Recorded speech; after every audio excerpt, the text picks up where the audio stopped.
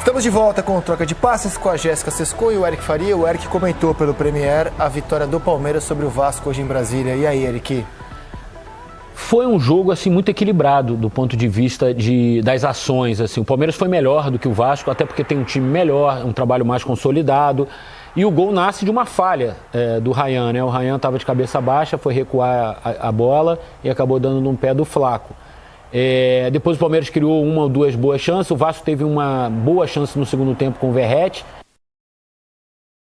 de fora da área, por uma boa defesa do Everton. Se você for olhar o jogo, assim, não foi um grande jogo, mas foi um jogo muito estudado, um jogo de muita aplicação tática dos dois lados. A marcação superou a criatividade no jogo de hoje.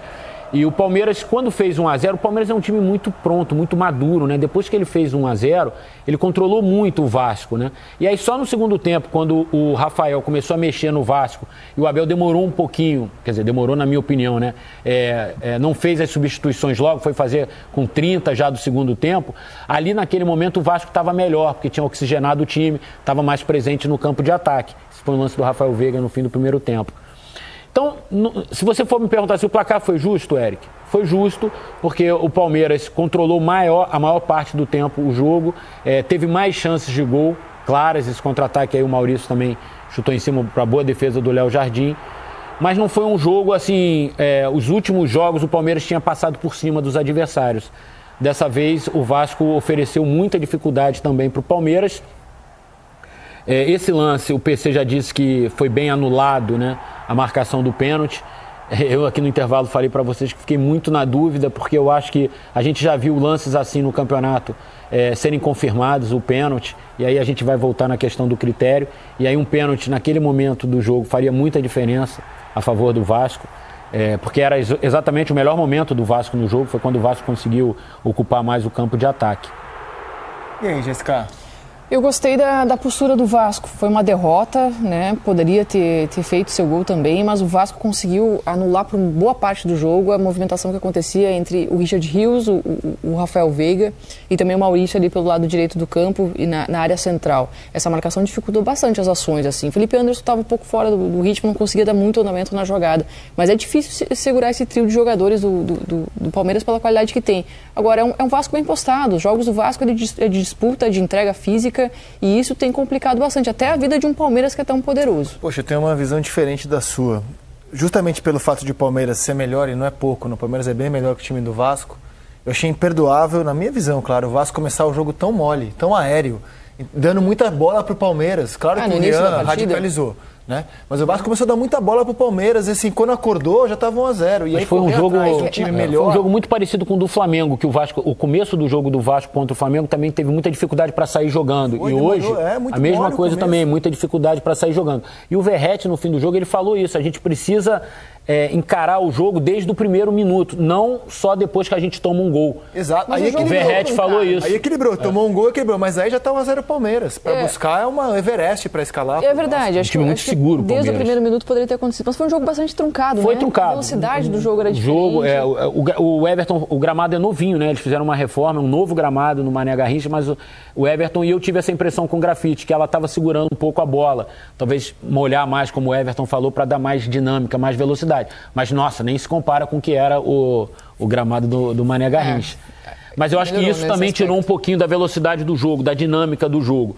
E ponto legal, Eric, não sei se você concorda, foi a entrada do Coutinho. Sim, eu já achei que ele ia ser titular hoje pelo pouco que ele fez no jogo contra o Flamengo. Ele tinha entrado contra o Flamengo, foi gol, hoje entrou também, melhorou o time. Hoje ele já jogou mais minutos do que o jogo contra... Eu imagino que o próximo jogo do Vasco é contra o Cruzeiro em BH, pelo Brasileiro. Depois eu acho que o Vasco segue em BH, ou volta e vai, mas vai pegar o Atlético Mineiro pela semi da Copa do Brasil. Eu acho que nesse jogo contra o Cruzeiro, já no próximo fim de semana, o Coutinho vai começar como titular. E o Flaco, se aquela bola de bicicleta entra, hein? Terminou o domingo com 2 gols, um deles de bicicleta. A gente vai ouvir os treinadores depois da vitória do Palmeiras hoje em Brasília. Mais uma vez, como eu tenho falado nos últimos jogos, a nossa capacidade de jogar contra qualquer equipe, né, nessa competição, no Campeonato Brasileiro. Acho que a gente conseguiu fazer realmente um jogo parelho, equilibrado. A gente conseguiu, no segundo tempo, empurrar o Palmeiras para trás. A gente criou oportunidades, foi contra-atacado. O Palmeiras é uma grande equipe, não tem que ficar falando aqui da capacidade que tem também para terminar jogadas. E um erro que eu acho que poderia mudar bastante o que seria o jogo, né? O lance do pênalti. E fica, a gente está buscando evoluir a nossa equipe, a gente está tentando jogar contra todo mundo. Então, a gente falou muito entre nós na semana de a gente tem que jogar, a gente tem que buscar o gol, a gente tem que colocar a bola no chão. E foi nesse momento que a gente errou, né? O Ryan teve um erro que faz parte do processo, é um jogador jovem, teve um erro há pouco tempo atrás, né? E a gente sabe como é pesado para ele, mas o que eu acho que tem que ficar é o quanto a gente reagiu como equipe a mais uma vez um erro individual e o quanto o Vasco lutou até o final para buscar um resultado melhor aqui, pontuar aqui, buscar um empate ou a vitória. E eu acho que tem que ficar isso, tem que ficar o quanto a gente está conseguindo competir contra essas equipes grandes. E eu não tenho dúvida que a curto prazo a gente vai conseguir buscar as vitórias aí contra esse nível de equipe. Eu não tenho dúvida nenhuma que jogar em São Januário não tem lugar melhor do que São Januário para o Vasco jogar, né? Lá realmente é um caldeirão, é uma atmosfera completamente diferente que a gente não consegue ter em nenhum outro lugar, né? Então, de fato, jogar em São Januário é um peso muito grande para a gente. Nos empurra demais a torcida e lá a gente tem certeza que é algo que deixa a gente mais forte ainda, né? O fator jogar em casa. Mas a gente tem que colocar aqui que a torcida também nos empurrou bastante. É um estádio que tem a tua história. Claro que é um estádio neutro, até pelos ingressos divididos ali. Então, vira um estádio neutro. E a gente não tem dúvida que São Januário a gente é muito mais forte, vai nos empurrar muito mais. Então, quanto mais a gente puder jogar lá, a gente sabe que a nossa força fica muito maior. Primeiro, jogar um jogo de cada vez. Eu, pessoalmente, sinto-me mais leve, mais tranquilo, durmo melhor, não tenho tantas viagens. A minha família agradece, especialmente a minha esposa. Diz que eu estou mais bem-humorado e tudo em casa, e isso é bom. Como te digo, tem muito a ver com isso. Eu acho que este descanso nos dá anos de vida. Eu falo por mim, dá-me vida este jogar de domingo a domingo. Mas como eu disse ao teu colega na última conferência de imprensa, um jogo de cada vez, okay? Um jogo de cada vez. Neste momento a classificação diz que é o Botafogo que está na frente e por mérito próprio. Trabalho dos seus jogadores, trabalho da sua direção, trabalho do seu treinador.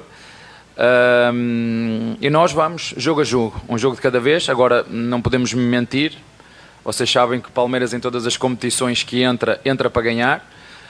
Feliz ou infelizmente, não sei, ficámos eliminados da Libertadores, ficámos eliminados da Copa do Brasil e nós temos que matar o jogo. Nós somos uma equipa que cria muitas oportunidades e nós hoje devemos pelo menos mais um golo. Em relação a esse lance muito específico, eu acho que o árbitro e o VAR seguiram exatamente a regra. É a minha opinião só. Como o árbitro marcou falta, se o árbitro não marca falta, eu acredito que o VAR não vai chamar. Como o árbitro deixou passar e marcou falta, alguém do VAR disse, olha, eu quero que tu venhas aqui ver e analisar porque tu marcaste falta. O árbitro foi ver, analisou. E na minha opinião, volto a dizer, eu acho que ele seguiu a regra. A bola bateu na mão, correto, mas a bola o braço está numa posição natural e encolhido no corpo. Esta é a minha interpretação, mas eu não sou o árbitro. Mas gosto muito que os árbitros sigam as regras.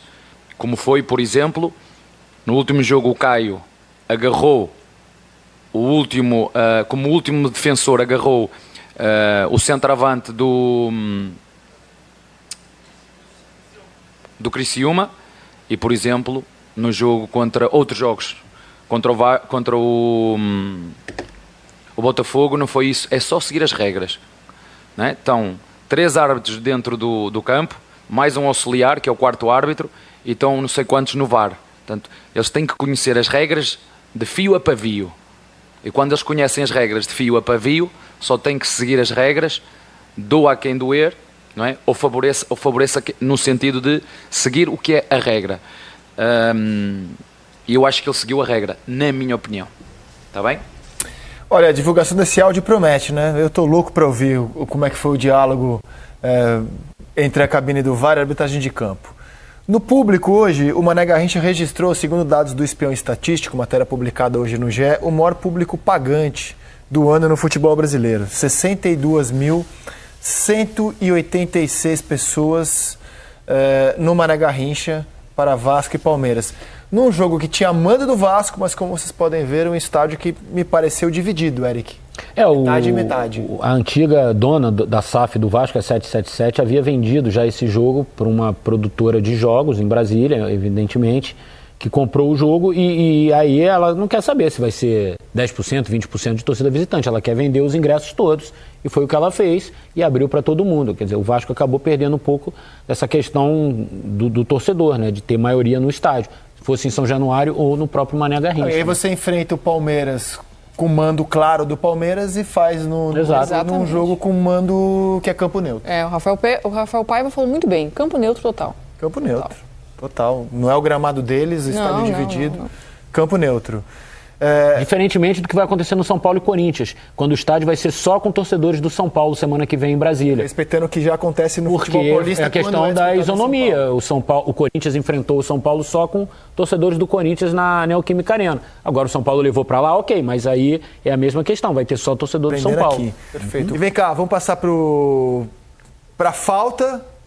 Que poderia ser pênalti, acabou não sendo nada no jogo entre Vasco e Palmeiras? Vamos sim. Primeiro, só fazer um destaque em relação ao Rafael Clay, que teve, tirando esse lance a gente vai avaliar aqui, mas no geral teve uma boa atuação, com um perfil assim até semelhante assim ao critério que tem sido adotado na Libertadores, que foi um jogo assim com bastante contato, que fluiu bastante, os jogadores colaboraram muito, isso é importante a gente destacar, porque quando os jogadores colaboram, facilita demais o trabalho da arbitragem. A gente sempre fala que a responsabilidade de um bom jogo também passa pelos jogadores, pelos treinadores, que hoje também se comportaram muito bem. Teve uma advertência lá para o preparador físico do Palmeiras, mas o Abel, o Rafael, acho que assim, as comissões técnicas se comportaram de maneira assim, bastante positiva e ajudaram no desenrolar do jogo, mas temos esse lance aí para a gente avaliar a questão de decisão factual, da interferência do VAR, por que chamou, se era só uma questão de lance factual, e a gente roda aqui a jogada para a gente poder avaliar. A jogada lá pela direita tem um cruzamento do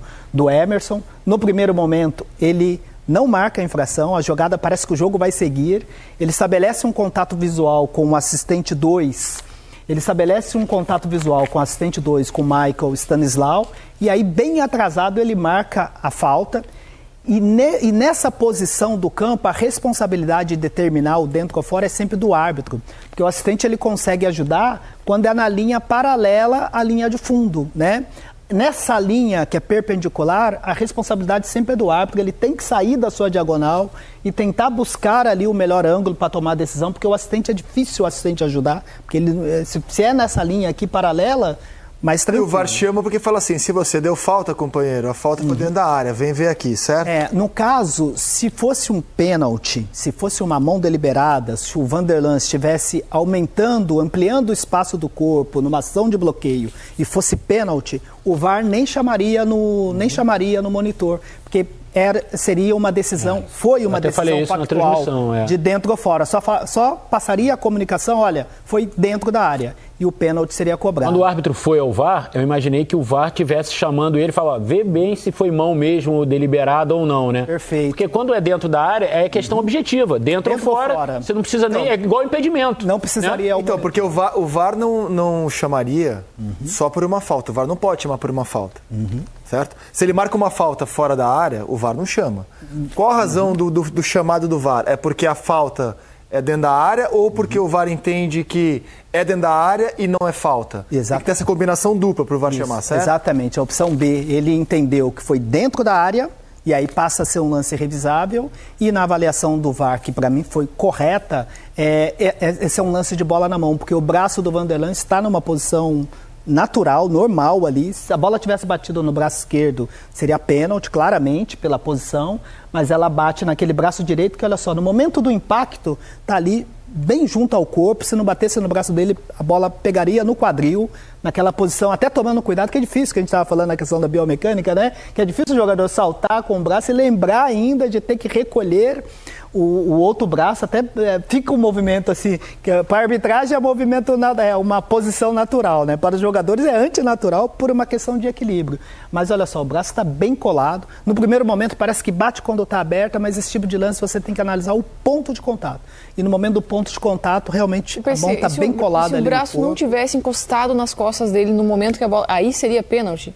Aí depende a questão da ampliação do espaço. A gente sempre fala do braço do jogador, né? É isso. Não está num movimento antinatural. Exato. A gente sempre fala, Jéssica, ótima observação. A gente sempre fala a questão do braço colado, né, por uma força de expressão. O braço não precisa estar necessariamente junto ao corpo. Pode estar até um pouquinho afastado, só não pode estar ampliando demais o espaço, né? Ele pode estar até um pouquinho afastado, mas se estiver numa posição natural, é considerado bola na mão, e a intervenção do VAR é exatamente isso. Se fosse no braço esquerdo ali, aberto, ampliando o espaço, o VAR só passaria a informação. Foi dentro da área e marcaria o pênalti. A chamada é para, olha, foi dentro da área, é uma situação revisável, mas vem avaliar a posição do braço, e aí a participação do VAR foi correta, pênalti anulado, e de acordo com a regra, todas as vezes que o árbitro para o jogo numa situação dentro da área, a regra manda da bola ao chão para o goleiro. Que acho que tem até que mudar, porque tem hora... Nesse caso, a bola foi lá para o meio campo. Tem hora que após um toque desse, numa decisão errada do árbitro, ela sobra ali para um atacante, muitas vezes em condição de até fazer o gol, ela vai para o escanteio, que seria uma jogada de ataque para a equipe adversária, mas a regra aí é textual. Todas as vezes que você para o jogo, sendo dentro da área, o reinício é através de bola ao chão para o goleiro. Obrigado, PC. Até amanhã no Seleção. Estaremos juntos.